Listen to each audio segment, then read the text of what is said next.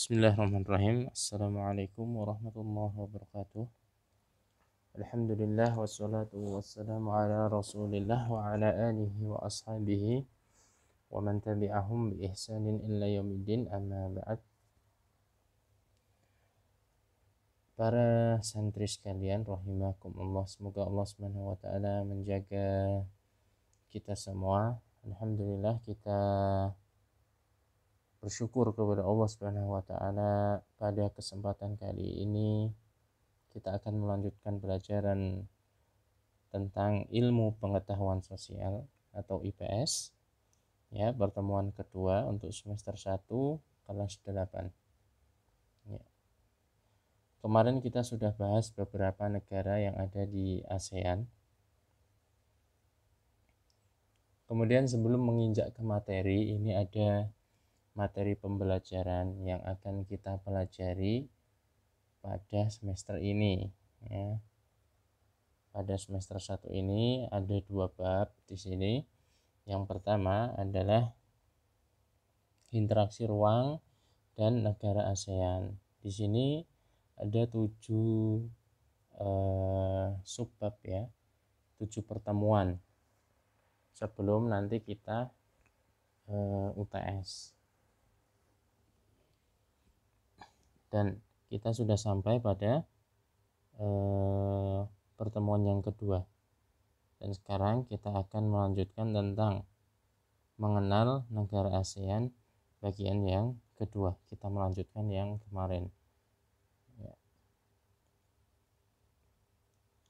Nah, interaksi keruangan di negara ASEAN sebagaimana bisa kita lihat di gambar samping kiri ini, ya. Lambang ASEAN ini, ya, lingkaran dengan ada setengah lingkaran lagi di dalamnya yang berjumlah 11, itu melambangkan negara yang ada di ASEAN, ya. Dan petanya adalah yang di sebelah paling kiri. Ini adalah peta untuk negara-negara di Asia Tenggara. Yang paling utara adalah negara Myanmar, sedangkan yang paling selatan adalah negara Indonesia, sekaligus negara yang terbesar. Dan negara kedua yang memiliki banyak pulau. Jadi negara kepulauan di Asia Tenggara, ya, itu ada 2. Yang pertama Indonesia, yang kedua adalah Filipina. Adapun letak geografis daripada negara-negara di ASEAN ini, ya. Nah, letak geografis negara ASEAN ini adalah di antara India sampai Samudra Pasifiknya, dan juga di antara Tiongkok sampai Samudra Hindia. Jadi negara ASEAN ini dikelilingi oleh 2 samudra, Samudra Hindia dan Samudra Pasifik, dan serta berbatasan dengan Tiongkok atau Cina dan juga India, ya. Dan juga terletak di antara benua Asia dan Australia, ya. Terletak di benua Asia dan antara benua Asia dan Australia. Karena ini Asia Tenggara, otomatis semua negeri ASEAN ini masuk di benua Asia. Benua Asia itu terletak, ya, di antara benua Australia dan juga Eropa. Nah, di negeri-negeri ASEAN ini, negara-negara yang masuk dalam ASEAN ini terdiri atas 11 anggota, yaitu antara lain Indonesia, Thailand, Malaysia, Filipina, Singapura, Laos, Kamboja, Vietnam, Myanmar, Brunei Darussalam, dan juga Timor Leste. Secara astronomis, letak negara ASEAN ini atau kumpulan negara di Asia Tenggara ini adalah 20 derajat lintang utara sampai 11 derajat lintang selatan, dan 92 derajat bujur timur sampai 141 derajat bujur barat. dan tidak jauh-jauh juga dari garis khatulistiwa. Jadi karena negara ini berdekatan, bertetangga, dan jalur astronomisnya itu juga tidak terlalu jauh dengan garis khatulistiwa, jadi iklim di semua ini hampir sama. Di 11 negara ini mempunyai cuaca atau iklim yang hampir sama, kondisi alam pun mengikuti iklim yang ada, ya hampir sama. Nah, adapun batas Asia Tenggara yang paling utara adalah berbatasan dengan Asia Timur dan Samudra Pasifik. Yang paling selatan berbatasan langsung dengan Samudra Hindia, yang paling timur berbatasan langsung dengan Samudra Pasifik, yang paling barat berbatasan dengan Samudra Hindia ya sebagian, dan juga Teluk Benggala.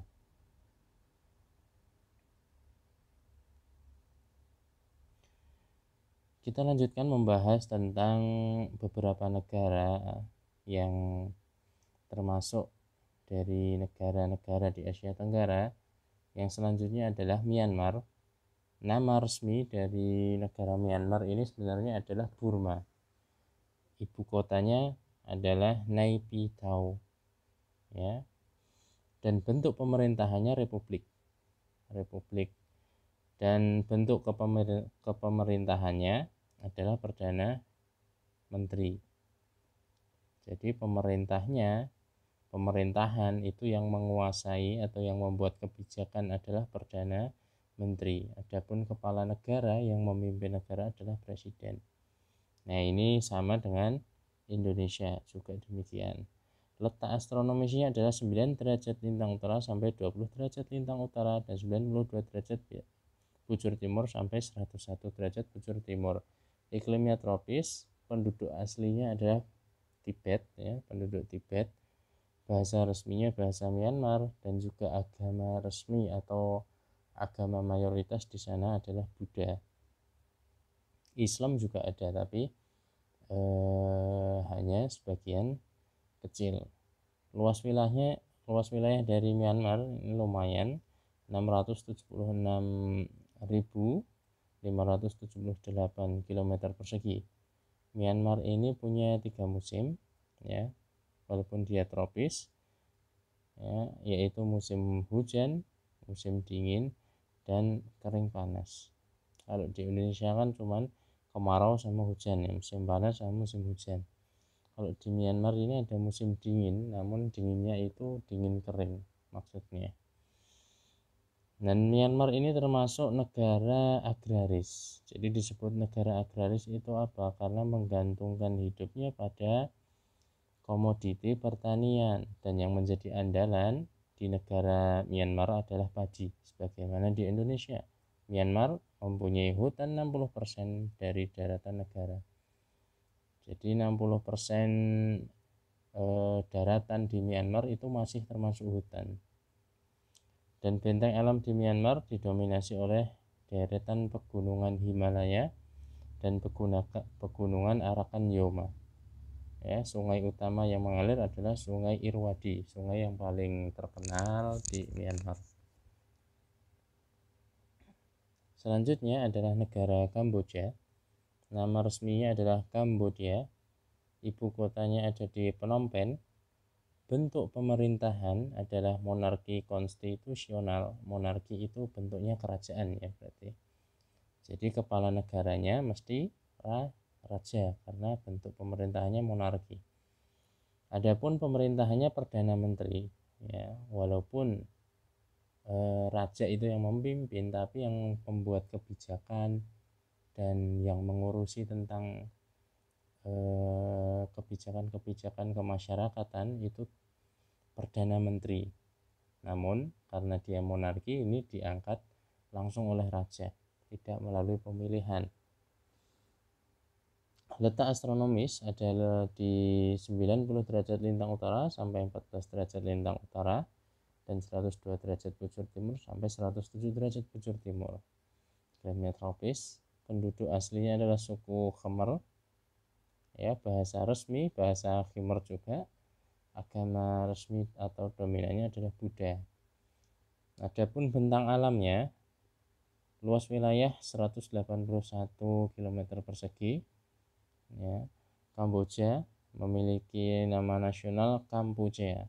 Selain nama resminya Kambodia, nama nasional dari Kamboja adalah Kampuchea. Kamboja ini dibatasi oleh Sungai Mekong yang mengalir dari Laos. Jadi dia berbatasan dengan negara Laos, ya, bermuara di Vietnam. Di bagian tengah terdapat danau besar yaitu Tonle Sap. Ini danau yang terkenal di Kamboja. Kamboja merupakan negara agraris juga. Jadi sektor utama yang menjadi komoditi adalah padi dan karet. Ya, yang ditanami adalah di sepanjang sungai dan pesisir danau di wilayah Kamboja. Ya, berarti di daerah delta sungai atau danau yang mengalir di Kamboja itu adalah kondisi tanah yang subur. Ini bisa dilihat ya, bendera di sebelah kiri dan juga lambang atau simbol dari negara Kamboja. Selanjutnya adalah Laos. Ya. Ibu kota Laos ini ada di Vientiane. Bentuk pemerintahannya republik. Pemerintahannya adalah Perdana Menteri. Kepala negaranya presiden. Letak astronomis 14 derajat lintang utara sampai 22 derajat lintang utara dan 100 derajat bujur timur sampai 108 derajat bujur timur. Iklimnya tropis, penduduk aslinya adalah penduduk suku Lao, bahasa resminya adalah bahasa Lao, dan agama resmi atau agama mayoritas adalah Buddha. Luas wilayah dari Laos ya kurang lebih 236.800 km persegi. Laos merupakan negara yang tidak mempunyai garis pantai. Jadi Laos ini terletak di tengah-tengah atau diapit oleh beberapa negara sehingga tidak punya pantai, tidak punya laut. Negara ini juga kebanyakan adalah pegunungan yang berteras-teras ya, saling bersusun ya, dan juga memiliki hutan hujan tropis yang lebat ya, sebagaimana Indonesia punya Kalimantan atau Sumatera ya, hutan-hutan yang masih lebat. Laos bagian timur berbatasan dengan Vietnam. Laos ini langsung berbatasan dengan Vietnam di sebelah timur. Laos juga merupakan negara yang agraris ya. Hasil pertanian utamanya padi, jagung, dan tembakau. Dan sungai yang mengalir adalah sungai Mekong ya. Dan yang terkenal di Laos adalah sungai Mekong ini karena ini sungai utama dan mempunyai anak sungai yang mengalir ke seluruh tempat di negeri Laos ini ya. Bayangkan karena nggak ada pantai, berarti sumber maritim atau perikanannya itu sangat nggak ada ya, bukan sedikit tapi nggak ada. Selanjutnya adalah Vietnam. Vietnam ini beribu kota di Hanoi. Bentuk pemerintahannya Republik Sosialis. Pemerintahannya dipimpin oleh Perdana Menteri, kepala negaranya adalah Presiden. Adapun letak astronomisnya adalah 14 derajat lintang utara sampai 22 derajat lintang utara dan 100 derajat bujur timur sampai 100 derajat bujur timur. Iklimnya tropis berangin. Dan penduduk aslinya adalah suku Champa. Bahasa resminya bahasa Vietnam. Agama resmi atau mayoritasnya adalah agama Buddha. Luas wilayah dari Vietnam ini kurang lebih ya 236.800 km persegi ya. Vietnam ini juga negara agraris yang bertumbuh pada sektor pertanian. Komoditi utamanya adalah padi yang banyak ditanam di delta. Delta itu pinggiran sungai yang masih ada tanah-tanahnya. Itu biasanya kan tanah pinggiran sungai itu biasanya gembur, subur. Nah itu dinamakan delta di Sungai Red atau Sungai Merah dan juga Sungai Mekong. Sungai Mekong ini melewati 3 negara tadi ya, Vietnam, Laos, Myanmar. Dan pegunungannya ada di Pegunungan Tonki Timur, dan gunung yang paling tinggi adalah Gunung Fansipan ya, sekitar 3.140 meter di atas permukaan laut. Vietnam juga mempunyai perikanan, pusatnya ada di Teluk Tonkin dan juga Laut Cina Selatan.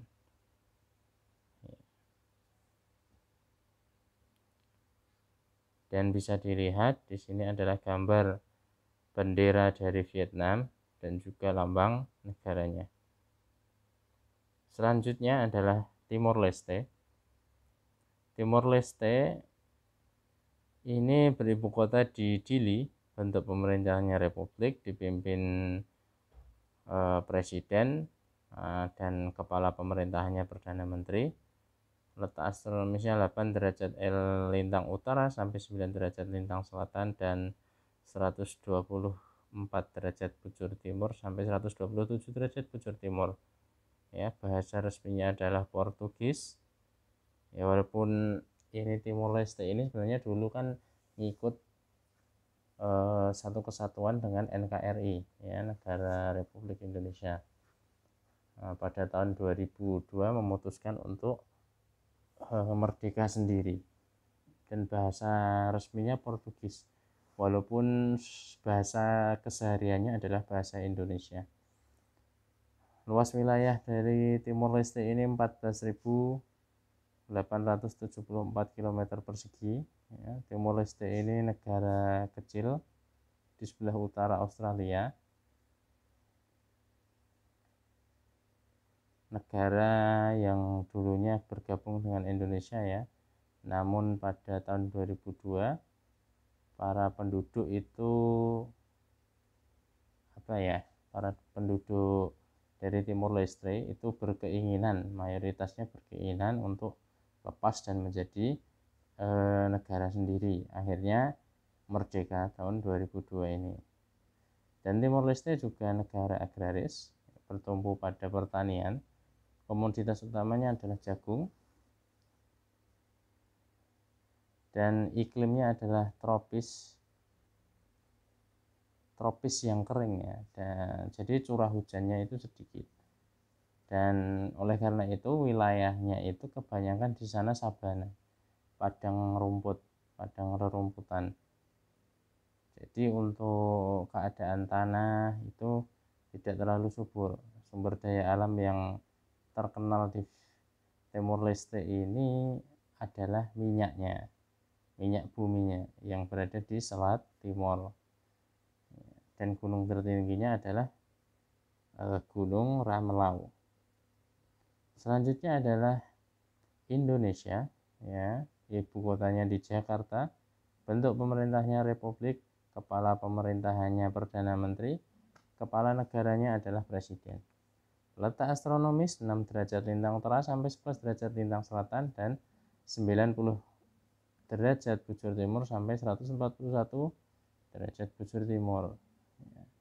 Penduduk asli dari Indonesia ini dari suku Melayu dan Melanesia. Suku Melanesia itu suku Papua ya, suku orang timur ya, yang mempunyai ciri khas agak coklat hitam ya kulitnya, kemudian mempunyai rambut yang keriting. Agama resmi dan juga mayoritas adalah agama Islam tentunya. Luas wilayah adalah paling besar di antara negara di Asia Tenggara, yaitu 1.922.570 km persegi ya. Kurang lebih itu luas negeri kita Indonesia. Dan Indonesia juga merupakan negara kepulauan dengan penduduk terbanyak, nomor 4 di dunia. Sebelumnya ada Cina, Amerika, dan India. Indonesia mempunyai tanah yang subur ya. Kita di negeri ini itu tanahnya subur-subur, dan negeri kita juga negeri agraris yang bertumpu pada sektor pertanian. Komoditas utamanya adalah padi. Ya, iklim hutan hujan tropis juga sangat banyak ya.